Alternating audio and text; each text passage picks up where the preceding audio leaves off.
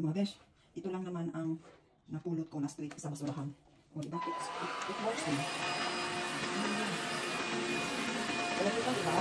Wireless vacuum cleaner.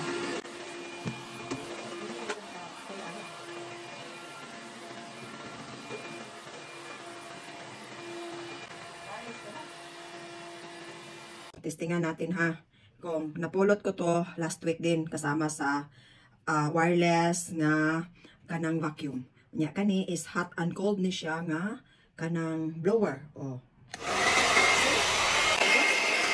Bukaw siya, bukaw. Hindi na to kalimutan. Ang kanang bit. Makasid.